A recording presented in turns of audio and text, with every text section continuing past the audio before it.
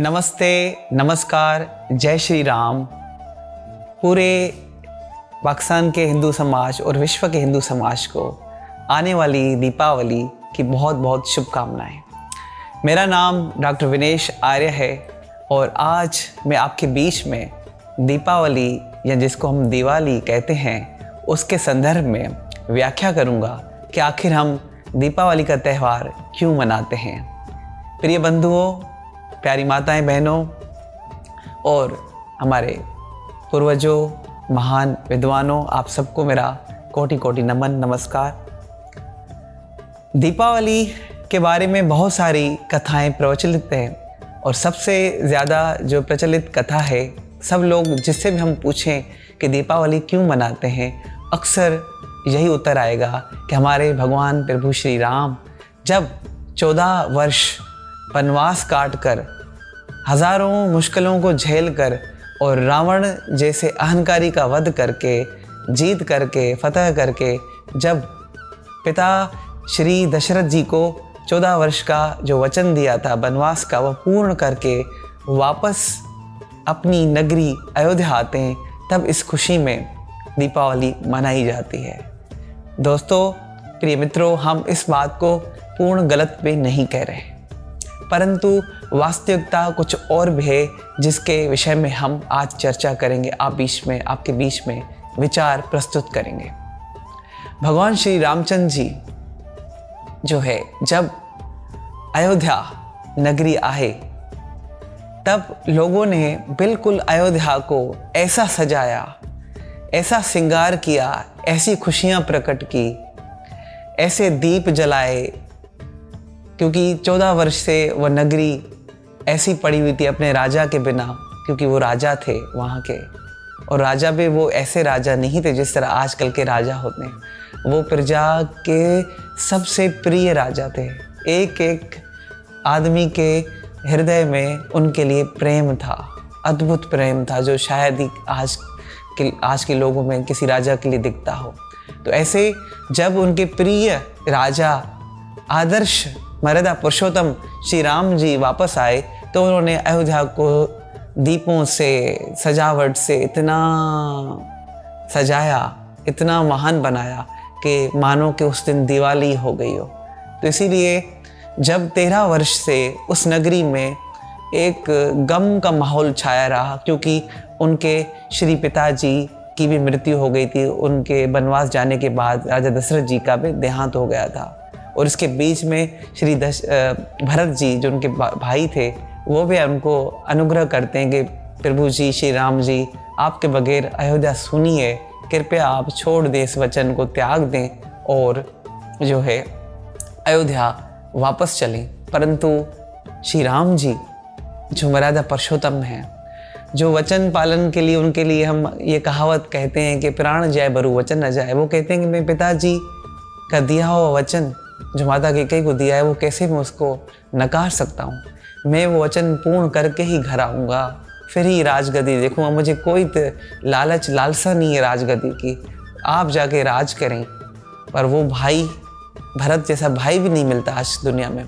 भरत जी ने कहा कि मैं तो राज नहीं कर सकता, ऐसा मैं तख्तों पे नहीं सो सकता, ऐसे बिस्तरों पे मैं नहीं सो सकता कि मेरा प्रिय भ्राता वन में भटकता रहे और मैं तख्तों पे बैठ जाऊं और बिस्तरों पे सोऊं। वो नीचे सोता है धरती पे और खड़ाऊँ लेके जाता है प्रिय भ्राता जी की और वहाँ राजगद्दी पे रखता है। तो एक कारण ये दिखता है हमें कि जब श्री राम जी आए तो अयोध्या को इतना सजाया गया कि मानो दीपावली है, दिवाली है, तो इस तरह।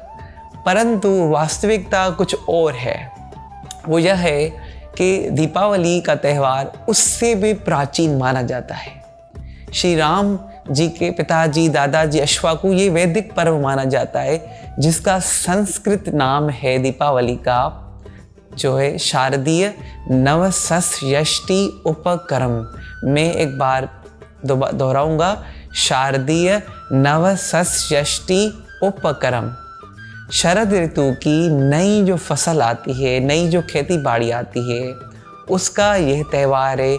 ये खास वेश लोगों का त्यौहार माना जाता है। हमारे त्यौहार ना कुछ ब्राह्मणों के त्यौहार होते हैं, जैसे श्रावणी उपक्रम होता है जिसमें यज्ञोपवीत हम चेंज करते हैं, नहीं पहनते हैं। गुरु शिष्य परंपरा का त्यौहार, गुरु पूर्णिमा आती है, ये ब्राह्मणों का त्यौहार है। इस तरह दीपावली वैश्य लोगों का त्यौहार है, दशहरा क्षत्रिय लोगों का फतेह का एक त्यौहार है। इस तरह अन्य अन्य त्यौहार अन्य अन्य मौक़ों पर मनाए जाते हैं। इस तरह दीपावली जो है शरद, जो सर्दी की ऋतु में फसल आती है, जो फसल आती है, फसल उस दौर में फसल का पैदा होना, खेती बाड़ी का होना, उपज होना सबसे बड़ा धन माना जाता था, क्योंकि उस वक्त करेंसी नहीं हुआ करती थी। तो नई फसल जब आती है तो हमारे यहाँ परंपरा है, उसको पहले उस होलक जो होता है जव का तना ऊपर वाला, उसको हम हवन करते हैं, यज्ञ करते हैं। यज्ञ करके उस फसल को पहले परमात्मा के ऊपर, अग्निदेव के ऊपर अर्पित करते हैं कि परमपिता परमेश्वर जो है धन धान्य हमारे पास आ रहा है फसल के रूप में, वो पुण्य का भागीदार बने, वो सेवा का भागीदार बने, उससे हम पाप, बीमारियां, रोग अर्जित ना करें। तो इसीलिए पहले अग्निदेव में उसको हवन करते हैं हम। दीपावली में हवन करके उसको अर्पित किया जाता है, उस धन को, उस धन को अर्पित किया जाता है। इसीलिए आप ये सुनते हैं कि धनतेरस, दिवाली के साथ ये 3 दिन में एक दिन धनतेरस होता है। धनतेरस में धन की पूजा, लक्ष्मी माता जी की पूजा की जाती है। एक्चुअली लक्ष्मी माता का मतलब ही है कि धन सिर्फ ये नहीं है कि जो आप समझते हो नोट है।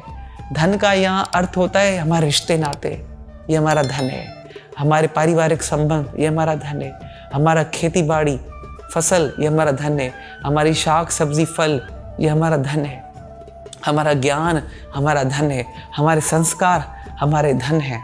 हमारी संतान हमारा धन है। ये धन तो आजकल ये लोग समझते हैं शायद पेपर का, कागज़ का टुकड़ा ये धन है। हमारे यहाँ धन इसको नहीं कहा जाता था। धन जो है संपत्ति, मतलब जो चीज़ आपको महान बनाए, आगे बढ़ाए, वो सारा धन कहलाता है। तो हमारे घरों में नई फसल आने से धन आता था। तो धन आता है तो कहीं ना कहीं ये संभावना रहती है कि आदमी अहंकार ना करके धन के थ्रू कोई बुरे कर्म ना करे, पाप कर्म ना करे। तो हम उस दिन वचन लेते हैं, लक्ष्मी माँ की पूजा, धन की पूजा करते हैं कि हम इस धन को सत्कर्म में लगाएंगे, शुभ कर्मों में लगाएंगे। ये धन पाप का भागीदार ना बनेगा, ये धन शुभ का भागीदार बनेगा। इसीलिए धनतेरस की पूजा की जाती है। और इसी दिन आप देखेंगे जो वैश्य लोग हैं, धंधे करने वाले, जिसको बनिया बोलते हैं, वाणियाँ बोलते हैं, या व्यापार करने वाले जो भी लोग हैं, वो उस दिन अपने कारोबार का, अपने व्यवसाय का जो है खाता जो है नया बनाते हैं, नया साल शुरू करते हैं। वैश्य लोगों के लिए दीपावली का पर्व नया साल होता है। इसी दिन नया खाता बनाते हैं, नई पार्टनरशिप करते हैं। नया कोई धंधा किसी को खोलना होता है तो इसी दिन वो नया धंधा, नई दुकान खोलते हैं, क्योंकि इस दिन को शुभ माना जाता है, धनतेरस को, क्योंकि दीपावली का शारदीय नवषष्ठी उपक्रम है। अब दीपावली पे दिए क्यों जलाए जाते हैं? दीपावली मतलब दियों की कतार, लैंप्स की कतार, क्योंकि दीपावली हमारे संस्कृत कैलेंडर में, वैदिक कैलेंडर में कार्तिक मास में आती है, कार्तिक महीने में आती है। कार्तिक महीने की कौन सी दिन आती है? अमावस्या पे। सिंधी उर्दू में अम्मा से बोलते हैं, उपवास भी बोलते हैं। अमावस्या का लोग व्रत भी रखते हैं। तो अमावस्या वो होती है अंधेरी रात, जिस दिन आपको आसमान में चांद नज़र नहीं आता। अमावस्या की रात्रि को दीपावली आती है। तो हम यहाँ, हमें सबसे बड़ा संदेश है छुपा हुआ कि हम जो अंधेरा है, जो अंधेरी रात है, उसको हम दीप जला करके, दिए जला करके रोशन करते हैं।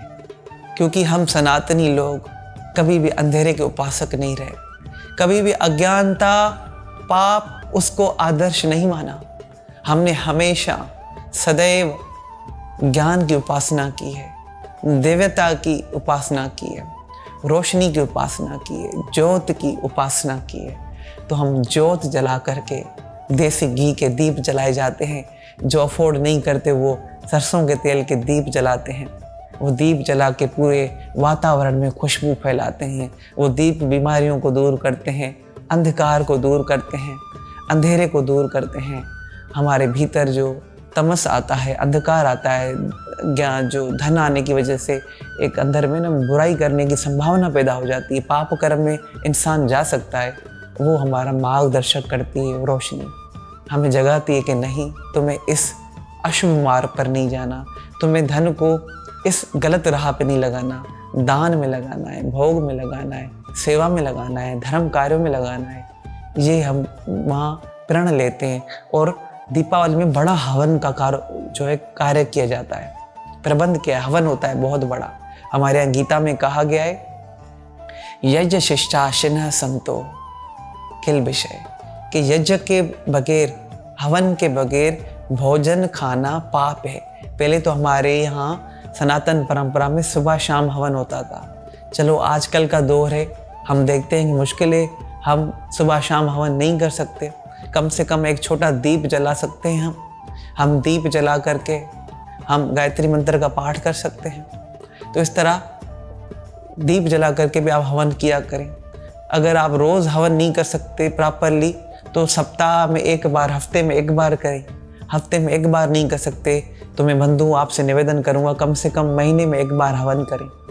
तो दीपावली का बड़ा हवन किया जाता है, उसमें विशेष मंत्रों की आहुतियाँ दी जाती हैं, उसमें अनाज को अर्पण किया जाता है। परमपिता परमेश्वर, आपकी धरती से हमने अनाज उगाया, ये अनाज आपका, आपके ऊपर हम अर्पण कर रहे हैं।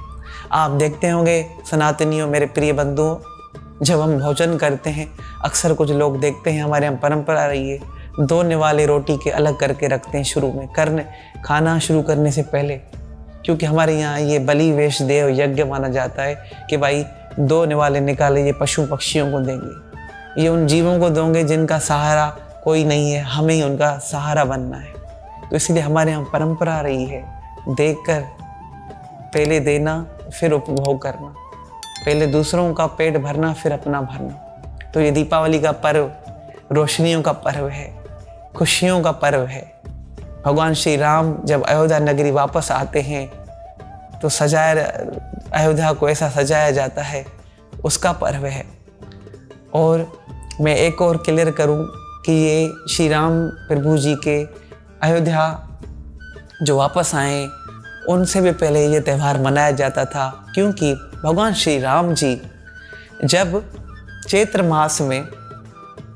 मास में जो मार्च और अप्रैल में हमारे यहाँ आता है, चैत्र मास में भगवान श्री राम को राजगद्दी पे बिठाया जा रहा था। उनके श्री पिताजी दशरथ जी, उनको राजगद्दी पे हमारे यहाँ सनातन में चैत्र मास सबसे शुद्ध माना जाता है, पवित्र माना, क्योंकि वो शुरुआत है, सृष्टि की शुरुआत भी कहते हैं चैत्र मास से हुई है, जो अंग्रेजी कैलेंडर के हिसाब से मार्च अप्रैल में आता है।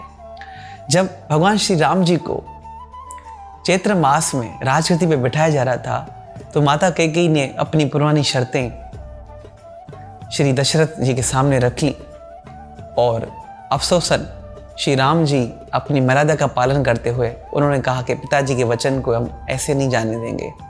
उन्होंने स्वीकार किया वन जाना और वन चले गए। तब तो श्री राम जी वनवास जो गए हैं वो चैत्र मास में गए हैं, और जब उनकी 14 वर्ष पूर्ण करके वापसी हुई है तो वापसी भी श्री राम जी की चैत्र मास में हुई है। तो इससे भी सिद्ध होता है कि दीपावली का त्यौहार सिर्फ भगवान श्री राम जी की वापसी की वजह से नहीं मनाया जाता, क्योंकि भगवान श्री राम जी जो वापस आए मार्च अप्रैल चैत्र में आए, और भगवान श्री राम जी ने जो लंका फतह की है, जो रावण को हराया है, वध किया है, वो दशहरे पे किया है। दशहरा आता है कारकत में, जो आप देखते हैं कि दशहरे के 20 दिन बाद दीपावली आती है, और दशहरे के 20 दिन बाद मतलब रावण के वध के 20 दिन बाद जो है भगवान श्री राम, प्रभु श्री राम अयोध्या नहीं पहुँचे।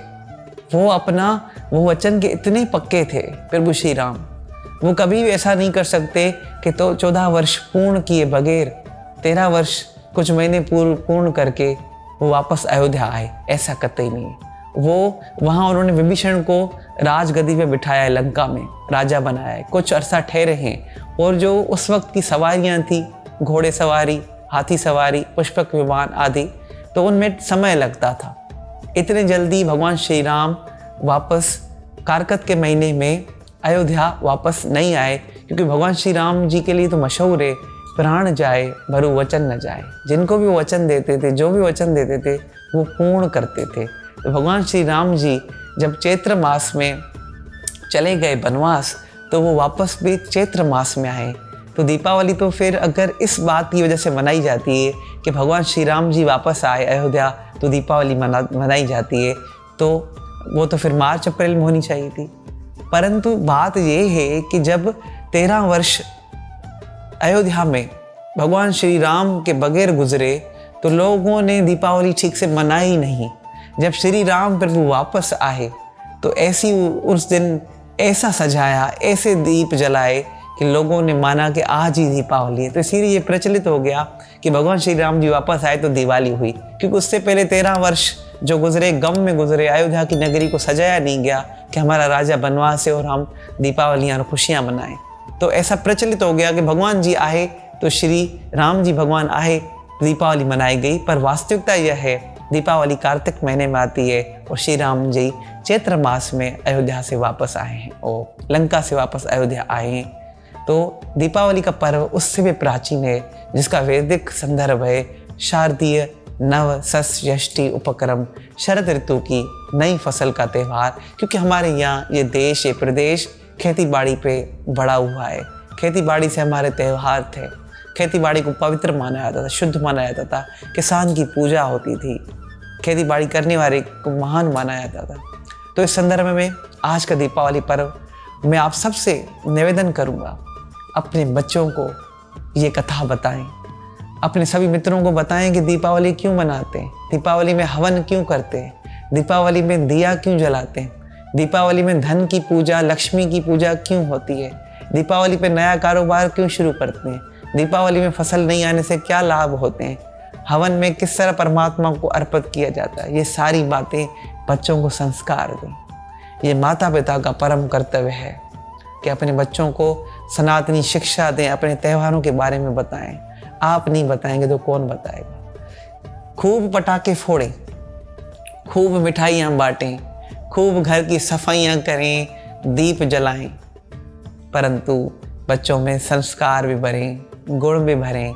आजकल क्या होता है मित्रों, बंधुओं, हम दीपावली पे किसी को पता भी नहीं होता दीपावली क्यों मनाते हैं, बस बच्चे पटाखे ले आए, हाँ पटाखे फोड़ते हैं। जिस बच्चों से पूछो दीपावली क्यों मनाते हैं, बच्चे जवाब देंगे, उत्तर देंगे ये त्यौहार है पटाखों का, इसमें तो हम पटाखे फोड़ते हैं।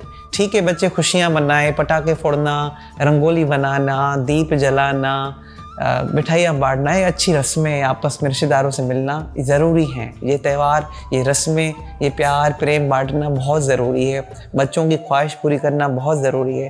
परंतु उनको संस्कार भी दें, उनको ज्ञान भी दें कि इस पर्व का उद्देश्य क्या है। इस पर्व का उद्देश्य है अपने अंदर उज्जवल भावनाएं प्रकट करना, अपने अंदर जो तमस से अंधकार है उससे लोज लड़ करके विजय प्राप्ति करना। जिस तरह दीप हजार हवा के दबाव में भी दीप जलता रहता है, हवा खूब उसको रोकती है, उसको बुझाने की कोशिश करती है, पर दीप जलता रहता है। इस तरह मुझे भी हजार रुकावटों में, हजार तमस अंधकार में, मुसीबतों में मुझे अपने आप को बुझने नहीं देना। उस दीप की तरह जिस तरह अंधेरे में जलता है, मुझे भी अंधकार में, अज्ञानता में जलना है, अपने आप को उज्जवल बनाना है। ये बच्चों को शिक्षा देनी है। अभी मैं एक कविता सुना करके और आप सबको दीपावली की एडवांस में हार्दिक शुभकामनाएं देता हुआ एक कविता और अपनी जगह लूँगा।